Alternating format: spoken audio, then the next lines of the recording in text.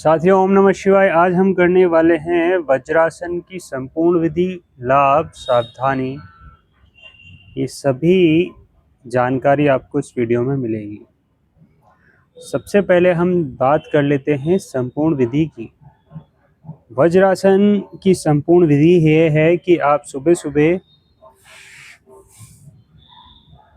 सुबह या फिर दोपहर में या फिर शाम को खाना खाने के बाद या पूरे दिन में आप इसको कभी भी कर सकते हैं। इसकी सबसे अच्छी खासियत ये है, और इसको आप भोजन के बाद करें तो ज़्यादा लाभ आपको देखने को मिलता है।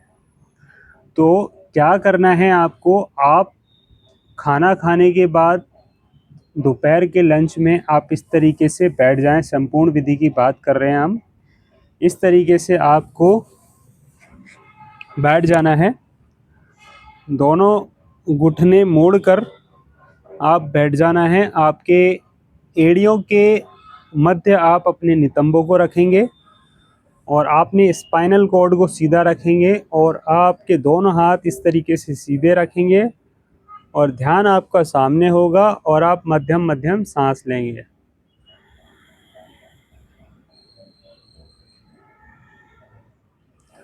आप इस आसन को करने के लिए दीवार का सहारा ले सकते हैं और तकिए को नीचे लगा के उसका सहारा ले सकते हैं। आप अगर समतल जमीन पे करते हैं तो आपको तकलीफ होगी, इसलिए आप गद्दा या कुछ ऐसी जगह पर बैठे हैं, ऐसे वस्तु अपने नीचे लगा लें जिससे कि आपको गुदगुदा महसूस हो, ज़्यादा आपको चुभा चुभा ना लगे। तो ये तो थी विधि। और आप खाना खाने के 3 से 5 मिनट जितना आप शुरू में बैठने का अभ्यास करेंगे उतना ज़्यादा बेहतर है, और जितना लंबा आप बैठेंगे उतना ज़्यादा बेहतर है। तो विधि ये है। अब लाभ की बात कर लेते हैं। इसके लाभ क्या होते हैं अगर हम वज्रासन में बैठते हैं। वज्र का मतलब होता है मजबूत, घोड़े जैसा, ताकतवर, शक्तिशाली। मतलब कि जो भी पावरफुल चीज़ है वो वज्र के जैसी समान पावरफुल, ताकतवर, शक्तिशाली से बताया गया है योग में और आयुर्वेद में भी। दूसरी बात कर लेते हैं, ये सबसे ज़्यादा क्या होता है जब हम इस अवस्था में बैठते हैं तो हमारी अंडकोश और गुदा द्वार के मध्य में एक नाड़ी होती है, वज्र नाड़ी हमारी एक्टिवेट होती है।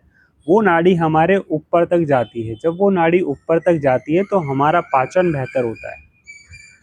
पाचन बेहतर होने से हमारे शरीर का रस, जो हमने खाना खाया वो रस में बदलता है, फिर रस से रक्त में बदलता है, रक्त से मांस में बदलता है, मांस से मेद मतलब चर्बी में बदलता है, फिर चर्बी से अस्थि यानी हड्डी में बदलता है, फिर अस्थि, फिर मज्जा, हड्डियों के अंदर जो गूदा होता है उसमें बदलता है। अंत में जाके हमारा जो वीर्य बनता है वो उसे कहते हैं शुक्र धातु।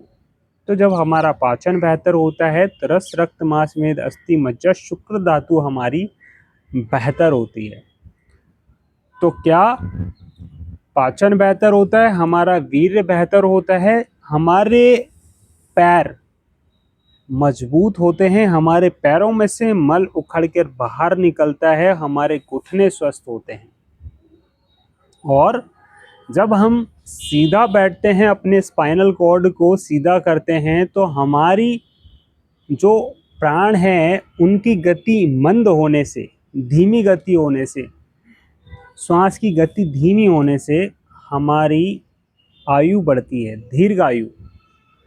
जैसा कि आयु हमारी ज़्यादा चलने लगेगी तो हम ज़्यादा जल्दी बीमार होंगे, बूढ़े होंगे, क्योंकि हमारे ऑर्गनों की जो क्षमता है वो तेज़ी से घटने लग जाएगी। इसलिए हमारी श्वास कैसी होनी चाहिए, मंद होनी चाहिए। और हम इस आसन में बैठ के अपनी श्वास को मंद करते हैं तो आयु बढ़ती है।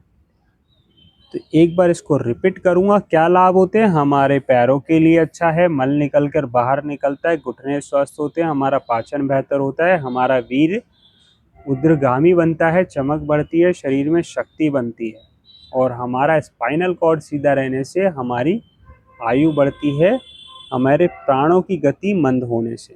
तो ये थे लाभ। अब बात कर लेते हैं सावधानी की।